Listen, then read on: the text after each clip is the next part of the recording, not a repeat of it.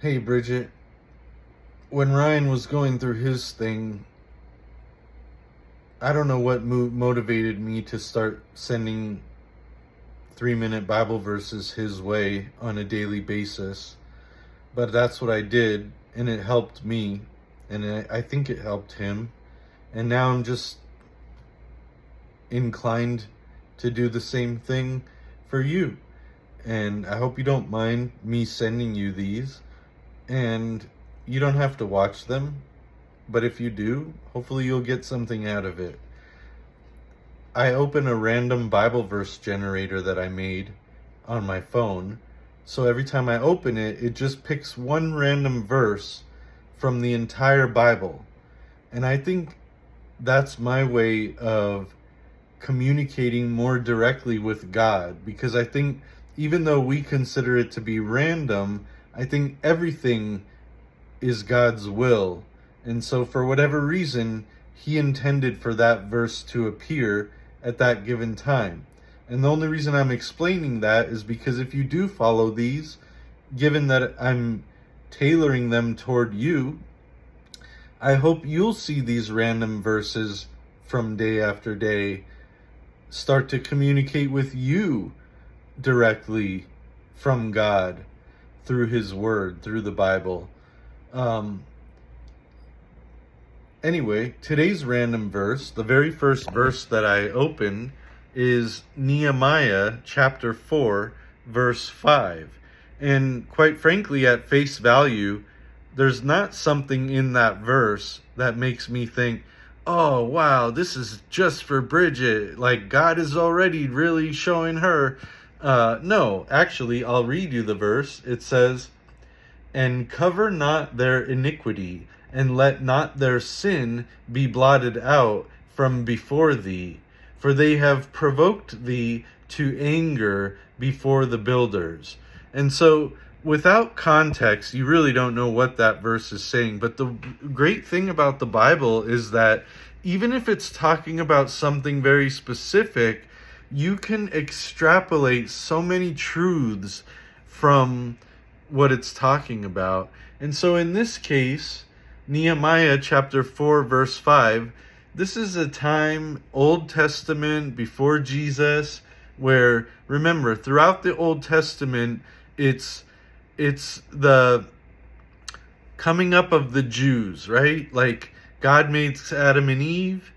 Adam and Eve have kids. Kids go off in different directions. Eventually there's Noah. Then Noah survives the flood with his family. He has kids, Shem, Ham, and Japheth. And Shem, one of Noah's sons, starts the lineage that leads to Father Abraham. They call him Father because he's sort of the starter of Judaism, or Judaism started during his reign, if you will. And so the Old Testament is this saga of humanity, and specifically singling out this timeline of this bloodline, specifically of the Jews, the Jewish people. So the Old Testament is very much about Jews. And so it's worth starting there and acknowledging this special people called Jews. What's so special about them? I don't think we really can fathom how such a small people, today there's maybe, 14 million Jews in the world? I don't know if that's very accurate. I think it is. So there's not a lot of Jews. That's not a lot of people. We have over 8 billion people in the world. 14 million are Jews. There's more people in the city of Los Angeles, if I'm not mistaken, than there are Jews in the entire world. So they're a small people. And if you read all these stories about them, including this one in Nehemiah, where we're reading right here, what it's specifically talking about right here was the Jews built a wall to protect themselves from outsiders, and these outsiders are mocking them because this wall is so silly. any even if a fox jumped onto it, it would crumble and fall over. That's how the outsiders mock this wall that the Jews built. And so what the Jews are, they're, in this particular verse, they're praying to God, and they're saying, cover not their iniquity. These outsiders who hate us, who are mocking us, don't forgive them for their sins. Cover not their iniquity. Don't forgive them for their sins. Let not their sins be blotted out from before thee. Don't wipe away their sins, for they have provoked thee to anger before the builders. So, the Jews are being a little bit like God, come on, don't hook these guys up. These guys are going against your people. And God does feel that way. Now, there are times where the Jews themselves get out of hand and start worshiping other things that they shouldn't, and God comes down on them too. But clearly, if the Bible is true, and that's what we're going to get to, if the Bible's not true, then none of this even matters. None of what I'm talking about, reading about, it makes no difference. And honestly, it's sad to live in a world where the Bible would not be true, because if the Bible is not true, then I don't know what to think about our existence. Why are we here? Why does it even matter? We think living 60, 70, 80, 90 years is a long life. But in the scope of human existence, if the Bible is true, humans have been around for over 6,000 years. So 60, 70, 80, 90 years out of 6,000 is a really short period of time. And if evolution is true, and humans and the earth has been here for 4 billion years, then this little 60, 70 years means nothing.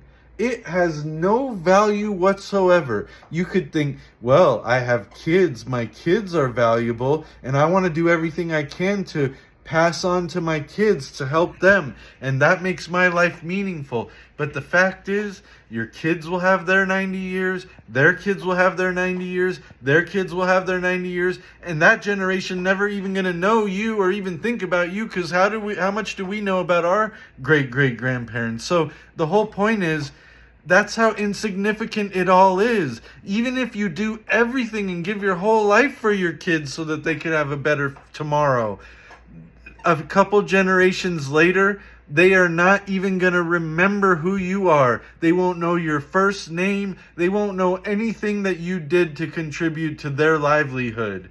And so you and your whole existence will be meaningless, will have meant nothing. So why do we even live? Why do we even go through it? We may as well just end it all right now.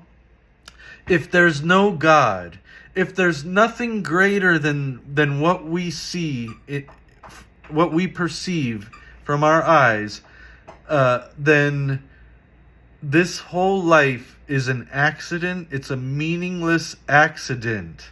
It's hard to wrap our brain around that, because we want to appreciate life. We think these ideas, I will do anything for my kids. And if we really truly believed that life was meaningless, if that was the reality that we were living in and we truly believed it, then we truly should say to ourselves, screw our kids. Who cares about them? Who cares about anyone? My dog is the most closest being to me right now, because he's who I've lived with for the last 12 plus years. I love him. And when he passes away, I'm scared that I'm just going to drop dead right then and there from the heartbreak of it all. So clearly he means a lot to me. And if I believed that there's no God and no purpose to this life, where we were born, we didn't decide when to come into the world, we didn't have any say in the matter. Our horny parents had a say in that, and they didn't even think it through. They were just stupid at the time, and then boom, here we are, into a world of pain and suffering. Every now and then we get a little happiness, a little joy, but for the most part, it always comes around and finishes off in pain and suffering. And it happens to all of us, and none of us are exempt from that. And so Either there's a God or there's no God. And even if we have very little evidence to believe that there's a God, we almost should believe that there's a God, just so that we don't have to believe that life is meaningless. And if we want even a little shred of evidence to support the idea that there is a God, it's all in the fact of what I just stated. I am going to be heartbroken when my dog dies. I would do anything to protect him and members of my extended family. I would give my own life for your kids, who I hardly ever see or talk to.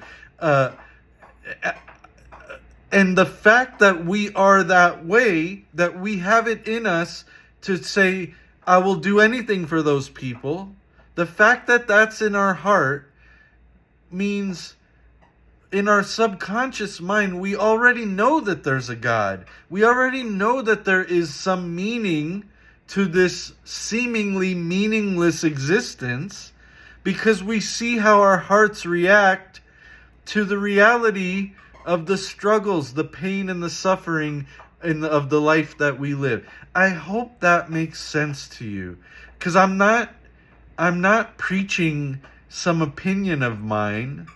I'm preaching a fact of reality, a fact of existence. And if we could just grasp and accept that fact from a starting point, there is a God. That's why my heart reacts sadness when my family is sick, sadness when I can't protect them or provide for them, of willingness to do anything and everything for them. The fact that my heart defaults to that, I'm not even strong enough to convince myself, even if I wanted to, oh, it's just my sister. We've had so many fights over the years. We've had such a rocky relationship over the years. I don't even have to really worry about her. Okay, she's going through her thing, but it's not my ailment, so it shouldn't really bother me. I don't want to think that way, and I don't even have the ability to think that way. And that's important, because if life was meaningless, I should have the ability to think that way. Why do I need the burden of a family member getting sick, having a potentially fatal illness? Why should that burden me? I want to be happy. I want to go through my life and not be burdened by all this stuff. So how come when I hear that my sister is diagnosed with this horrible sickness, it hurts me so much? Why? Why do I let myself feel so much pain and suffering over this nonsense? And I hope you understand, because what the words that are coming out of my mouth can so easily be misconstrued as if I don't care.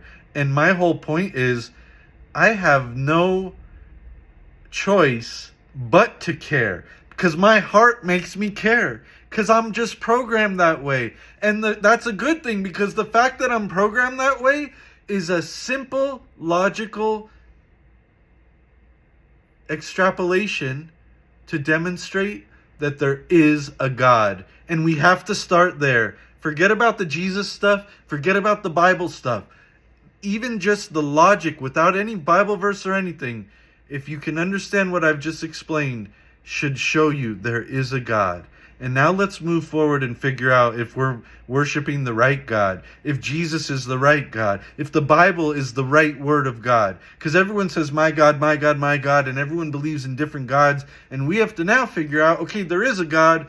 Who is the right God? And we got to figure it out, because time is ticking, right? We don't have a lot of time. And if there is a purpose to this all, and if something comes next, I want to be prepared for it, and I want to know what it is. And that's not me coming here to try to scare you. Oh, you better do this or that, or you're going to go to hell. No, I don't care. I don't care about that. I want us to believe what we should believe based on what we know is right, And if hell is waiting for me, then I don't have really a say in the matter. Like if I can't control it and hell is waiting for me after this, then I'll just deal with that when it comes, But let's understand what's waiting for us. And let's start with there is a God. That's all for today. I was going to do 2 minutes. It turned into 15. I'm sorry. I'm going to try to make these shorter, but these are so important. This is just God coming in with a simple random little verse, Nehemiah 4:5. And the whole point there is, I want us to understand, to help us to understand evidence for why the God of the Jews, the Bible of Jesus, is the real God. You got to look at these people called the Jews, and you got to try to understand why there's been so many small peoples like that, groups of peoples around the world, countless. We can't even count how many there have been that don't even exist anymore, that we don't even have in history books because they were so insignificant in the world. And if a big world leader like the Roman Empire or the Persian Empire or the Greeks wants to wipe out a little people like that, they do it all the time, and they will continue to do it all the time. So why did they never wipe out this little people called the Jews? Why is there so much history around so much hatred of big people towards these little people called the Jews, including today, where these little people called the Jews have this little land in Israel, and everything around this land is all these big powers who hate the Jews? Why do these Jews survive through the course of human history?